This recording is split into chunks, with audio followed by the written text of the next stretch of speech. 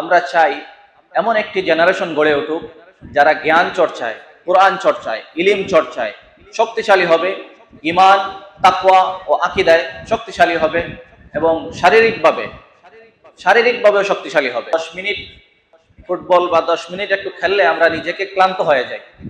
আমরা কিভাবে আগামী দিনের এই জায়নিজম, ইহুদিবাদী এবং হিন্দুত্ববাদের বিরুদ্ধে আমরা লড়াই করব? আমাদের বিভিন্ন মাদ্রাসায়, আবাসিক প্রতিষ্ঠানগুলো এখন আর মাঠ নেই। ফজরের পরে সবাই ঘুমায়। সেটা এলাকায় বলেন, মাদ্রাসায় বলেন, স্কুলে বলেন। আমাদের কাছে এখন প্রযুক্তি এসেছে, আমাদের কাছে মোবাইল এসেছে, ইন্টারনেট এসেছে, আমাদের থাকা খাওয়ার ব্যবস্থা উন্নতি হয়েছে, কিন্তু আমার থেকে ফজর হারিয়ে গেছে, আমার থেকে সকাল হারিয়ে গেছে। ইন্না আকরামাকুম ইনদাল্লাহি আতকাকুম। আল্লাহ রাব্বুল আলামিনের অশেষ মেহেরবানি যে আল্লাহ রাব্বুল আলামিন আমাদেরকে পুণ্যভূমি সিলেটে দ্বীনি হালাকায়, দ্বীনি মাহফিলে, দ্বীনি আলোচনা করার তৌফিক দান করেছেন। কোনো ভালো কাজের সূচনা লগ্নে আল্লাহ রাব্বুল আলামিন যাদেরকে তৌফিক দান করেন তারাই শুধু ভালো কাজ করতে পারে।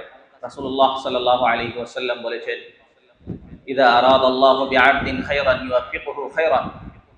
আল্লাহ রাব্বুল আলামিন যার কল্যাণ চান তাকে কল্যাণকর কাজ করার তৌফিক দান করেন। এটা আল্লাহ তাআলার বহুত বড় দয়া, ইহসান, অনুগ্রহ যে আল্লাহ রাব্বুল আলামিন আমাদেরকে সার্বক্ষণিক দ্বীনি চিন্তা, দ্বীনি মাহফিল, দ্বীনকে নিয়ে এগিয়ে যাওয়ার জন্য, দ্বীন প্রতিষ্ঠায় চিন্তা করার তৌফিক দান করেন। এজন্য আল্লাহ রাব্বুল আলামিনের কাছে শুকরিয়া আদায় করি। আল্লাহ রাব্বুল আলামিন বলেছেন, লা ইন শাকারতুম লা আযীদান্নাকুম। কৃতজ্ঞতা আদায় করো, আল্লাহ রাব্বুল আলামিন বলেন আমি বাড়িয়ে দিব। ওয়ালা ইন কাফারতুম ইন্না আযাবি লাশাদীদ। দ্বীনি হালাকায় আমি সব জায়গায় একটা আমার চিন্তা শেয়ার করি যে সূরাতুল হুজুরাত এটা হচ্ছে দ্বীনি হালাকার একটা সবচেয়ে বড় একটা সূরা। সূরা হুজুরাতের প্রতিটা আয়াত শুরু থেকে শেষ পর্যন্ত যদি কোনো দ্বীনি হালাকা হয়, এই সূরা হুজুরাতকে পাঠচক্র আকারে প্রতিটা আয়াত তেলাওয়াত করা, এর অর্থ সহ এবং এটার ব্যাখ্যা সহ আমাদের সামনে যদি সে কোনো মাদ্রাসায়, প্রতিষ্ঠানে এবং দ্বীনি মাহফিলগুলোতে সর্বত্র আমাদের দ্বীনি জেনারেশনের মধ্যে, পরিবারে সর্বত্র সূরা হুজুরাতের যদি প্রতিটা আয়াত আমরা পাঠ করতে পারি এবং এর শিক্ষা অনুধাবন করতে পারি, এর মাধ্যমে আমাদের দ্বীনি হালাকাগুলো কামিয়াব হবে, সফলতা হবে। সূরা হুজুরাতের মধ্যে আল্লাহ রাব্বুল আলামিন শুরুতে বলছেন, লা তুকাদ্দিমু বাইনা ইয়াদাইল্লাহি ওয়া রাসূলিহি ওয়াত্তাকুল্লাহ, লা তারফাউ আসওয়াতাকুম ফাওকা সাওতিন নবী। এই যে একটা মেসেজ, মাহফিলে বসবো কিভাবে? ফাফসাহু ইয়াফসাহিল্লাহু লাকুম ওয়া ইন তাইফাতানি মিনাল মুমিনিনা ইকতাতালু ফাসলিহু বাইনাহুমা। মুমিনদের মধ্যে দুই গ্রুপে যখন কোনো ঝগড়া বিবাদ তৈরি হয় তখন তোমরা সমাধান করো। ইন্না বা'দা যান্নি ইসমুন। অহেতুক ধারণা করা, মন্দ ধারণা করা পাপ। এটাই দ্বীনি হালাকার মেসেজ। মুসলমানদেরকে ঐক্যবদ্ধ করার, মুসলমানদের মধ্যে পারস্পরিক দূরত্ব কমিয়ে নিয়ে আসার এই সূরা হুজুরাতের প্রতিটা আয়াত আমাদের জন্য একটা মেসেজ। এরপর আল্লাহ রাব্বুল আলামিন এই সূরা হুজুরাতের মধ্যে বলেছেন, ইন্না আকরামাকুম ইনদাল্লাহি আতকাকুম। তোমাদের মধ্যে সবচেয়ে বেশি তাকওয়াবান যে, সেই আল্লাহর কাছে সবচেয়ে সম্মানিত। আমাদের দুনিয়ার জীবনের সবকিছু শেষ হয়ে যাবে, কিন্তু আল্লাহ রাব্বুল আলামিনের কাছে আমাদের সম্মান, মর্যাদা, এটাই আমাদেরকে ধরে রাখতে হবে। আল্লাহ রাব্বুল আলামিন যাদেরকে সেই বুঝ দান করেন, সেই জ্ঞান দান করেন, আমরা চাই এমন একটি জেনারেশন গড়ে উঠুক যারা জ্ঞান চর্চায়, কোরআন চর্চায়, ইলিম চর্চায় শক্তিশালী হবে, ঈমান, তাকওয়া ও আকীদায় শক্তিশালী হবে এবং শারীরিকভাবে শক্তিশালী হবে। এই জায়গায় একটু আমি একটা মেসেজ, গত কয়েকদিন যাবত আমরা একটু শরীর চর্চায়, আমাদের মুহতারাম জিয়াউর রহমান সাহেব হাফিজাহুল্লাহ আছেন, শরীর চর্চায় কিছু অ্যাক্টিভিটি করার কারণে আমি নিজেকেই কন্ট্রোল করতে পারি না। 10 মিনিট ফুটবল বা 10 মিনিট একটু খেললে আমরা নিজেকে ক্লান্ত হয়ে যাই।